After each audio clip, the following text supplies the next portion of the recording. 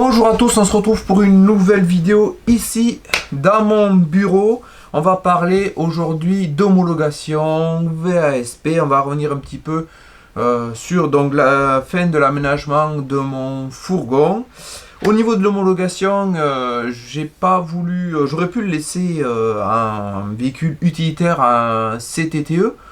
Mais pour certains points, j'ai préféré le faire homologuer et être VASP. Je vais revenir un petit peu sur cette homologation.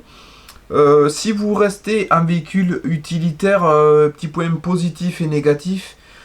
Ben, le positif, c'est le coût. Forcément, si vous restez un véhicule utilitaire, vous allez économiser entre 500 et 800 euros tous les frais d'homologation.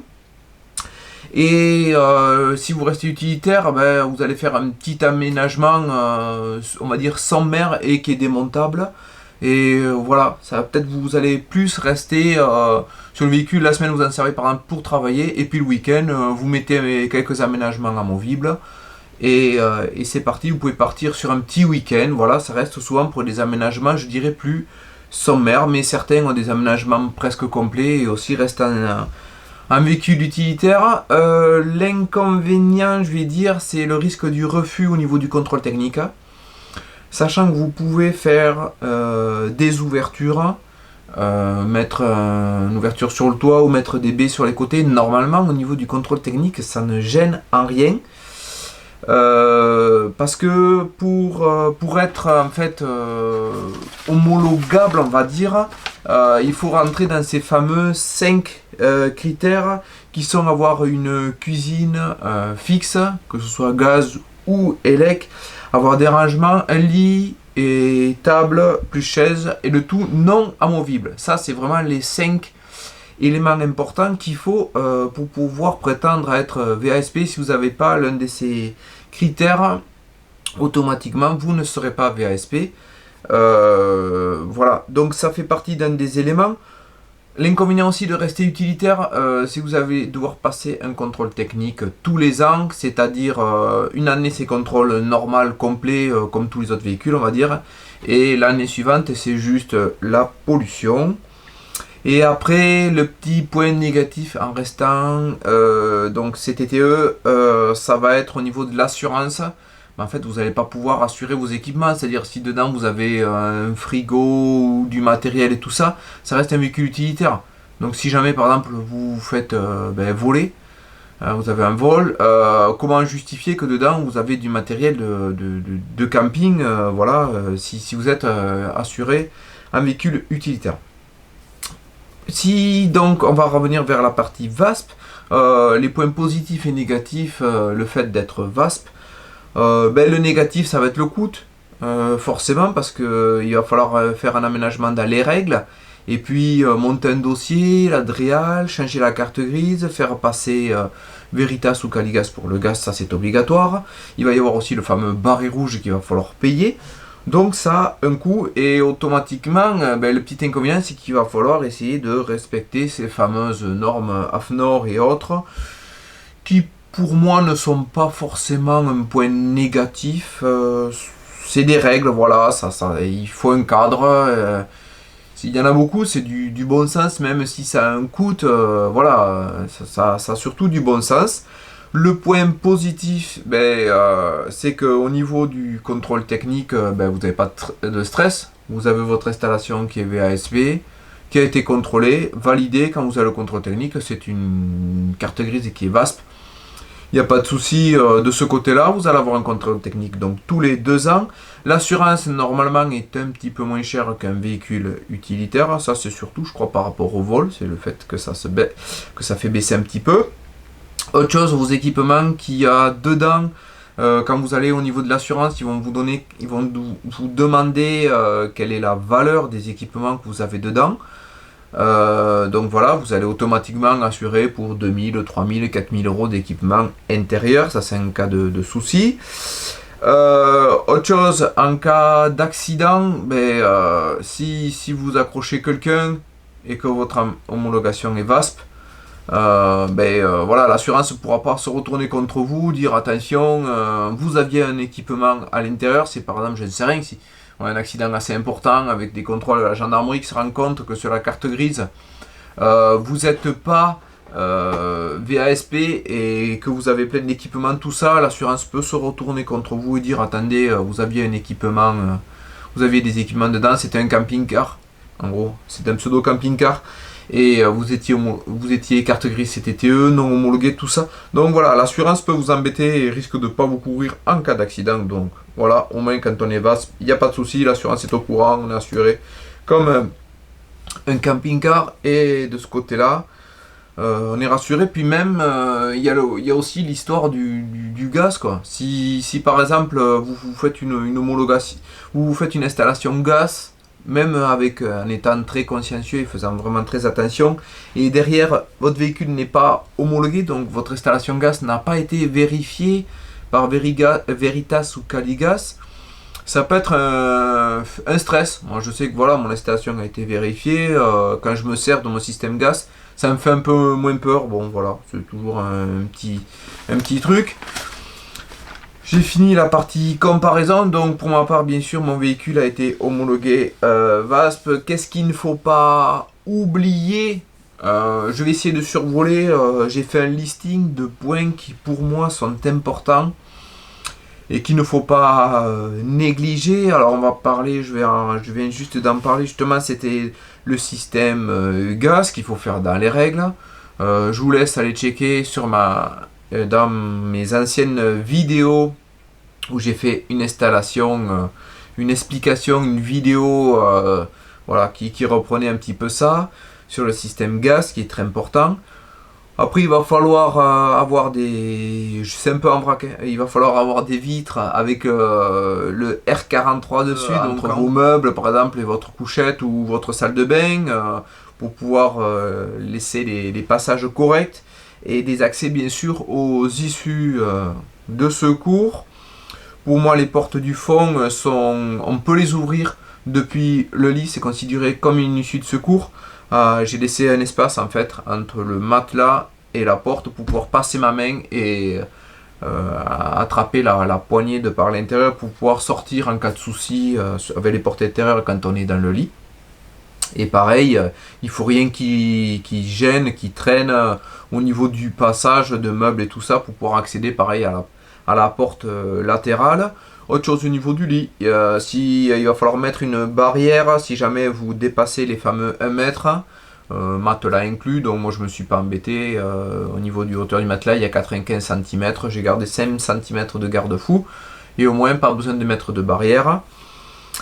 Autre chose, il faut que tous les placards soient verrouillés, c'est-à-dire bien sûr quand vous allez rouler, sinon si les placards qui s'ouvrent, qui baldinguent dans tous les sens, c'est pas terrible. Donc, si vous mettez un système de chauffage, pour ma part c'est un Webasto, il faut qu'il soit homologué, en fait qu'il y ait un PV de réception. Ça vous le trouvez sur le site de Webasto, mais voilà. Par contre attention, le Webasto, si vous l'installez vous-même, il faut le faire vérifier par l'UTAC, sinon passer par un pro et qui valide. En gros, moi ce que j'ai fait, c'est que l'installation, je l'ai presque faite en entier de mon Webasto. Il y a une partie que j'ai fait faire par le pro, et après au moins voilà, ça permet de le faire en gros l'installation par un professionnel, même si c'est pas 100% fait par le pro, et après au moins on est tranquille au niveau de l'homologation. Fameux dossier qu'il faut monter pour la DREAL et barré rouge et tout ça. Il y a un autre papier aussi qui fait que moi j'avais 3 places devant et j'ai fait supprimer la partie double, j'ai laissé le siège conducteur et les 2 passagers, je les ai fait supprimer et mettre un siège simple à la place. Et ça, par contre, il faut un papier du fabricant, du fabricant, enfin pas du fabricant, un papier de la marque en fait, si vous voulez. Moi c'est un Fiat. Il faut demander une autorisation à Fiat, parce qu'automatiquement quand on passe de 3 places devant à 2 places, on change de modèle, c'est-à-dire neuf, un véhicule neuf, si vous allez chez Fiat et que vous dites je vais acheter un utilitaire, ils vont vous demander est-ce que vous voulez un utilitaire avec 2 places devant ou 3 places devant. Et ce n'est pas tout à fait le même modèle. et ça change au niveau de l'appellation fabricant. Donc, comme là, j'ai fait supprimer, c'est pas moi qui l'ai fait, je l'ai fait faire, j'ai fait supprimer la banquette double pour mettre un siège simple à la place, automatiquement, il faut demander cette fameuse autorisation.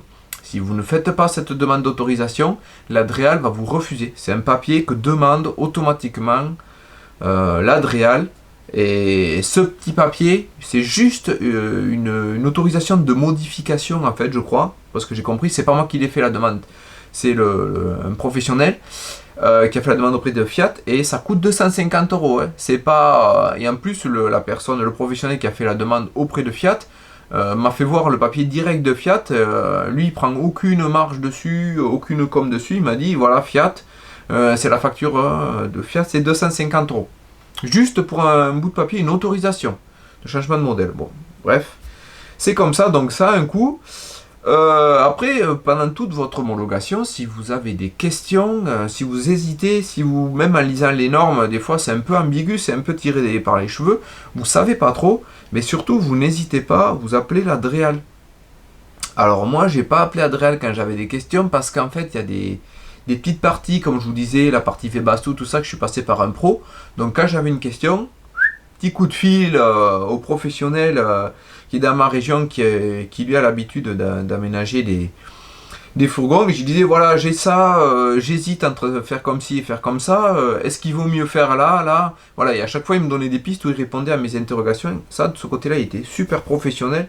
Il va falloir installer des petites étiquettes sur le coffret gaz, interdit de fumer, bouteille de gaz propane. Au niveau du chauffage du Webasto, au niveau de mon chauffe-eau à gaz, il y a une étiquette qu'il faut mettre sur un placard visible avec les règles de sécurité par rapport au gaz et tout ça.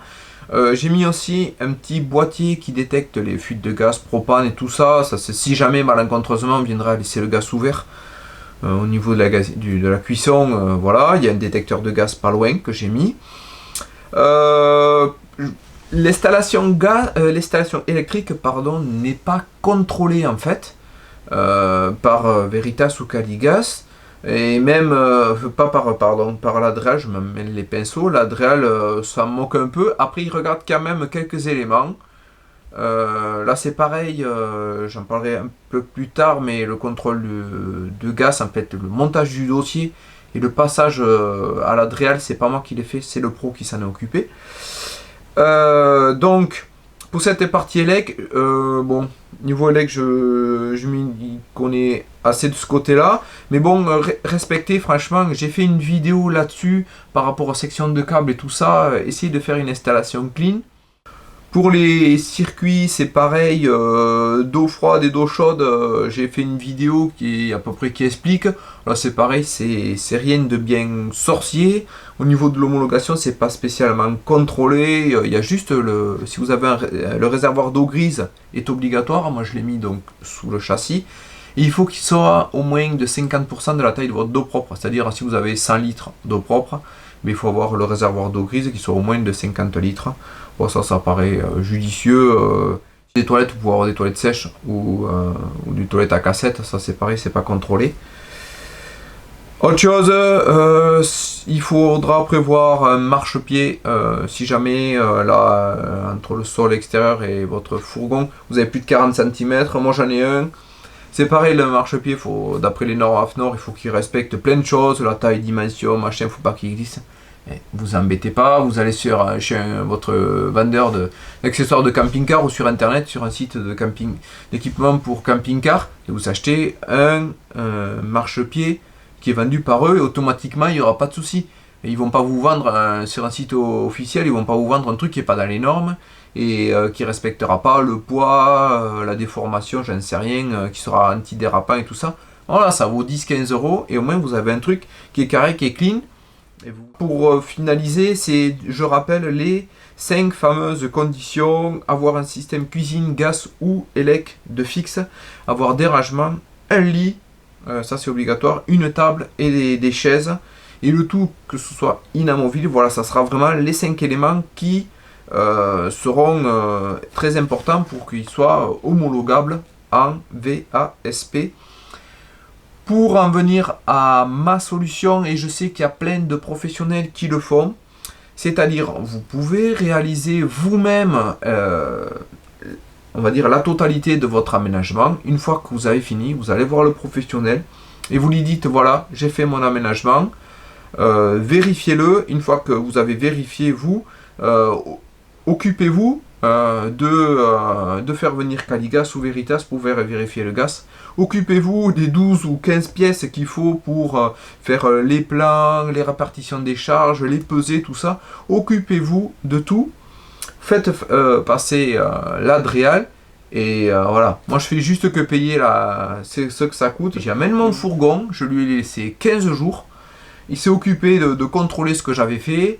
Il m'a dit, ce que j'ai contrôlé, j'ai pas eu de choses, sinon il aurait pu me dire, il y a ça et ça qui vont pas, il faut le reprendre, il faut modifier. Non, j'avais bien respecté les normes, donc ça a été bon. Il m'a dit, ton installation est clean, je m'occupe de faire passer ça et ça. L'avantage, c'est que lui, rien que pour contrôler le système par Veritas et Caligas, le contrôleur vient régulièrement dans son atelier, enfin chez lui, pour lui contrôler les systèmes.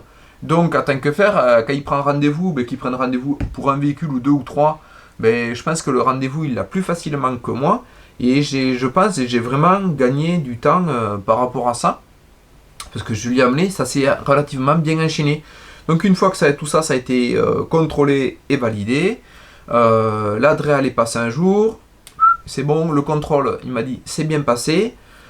Ça a mis peut-être une semaine, je crois bien, avant d'avoir le papier officiel de l'Adréal comme quoi mon véhicule était homologué VASP. Une fois que j'ai eu ce fameux papier, c'est moi qui me suis occupé de faire la modification donc de carte grise. Là, vous allez sur le site directement, il faut le faire en ligne de la NTS. Vous faites votre demande de modification, il faut scanner les papiers, machin, il faut remplir. Donner les pièces justificatives, et là c'est parti. Et là il faut attendre. Attendre et attendre. Ça a pris pas loin de 4 semaines. Au bout de 3 semaines, je m'inquiétais, j'ai dit j'ai pas de nouvelles de mon dossier, il était toujours sur le site, il était en stand-by, je savais pas où ça en était. Après demi-heure ou 3/4 d'heure d'attente au téléphone, j'ai réussi à avoir quelqu'un qui m'a dit que si, mon dossier était en cours et qu'ils avaient beaucoup de retard avec le Covid et tout ça, ça avait pris, les délais étaient pas mal rallongés, donc ça a pris pas loin de 4 semaines.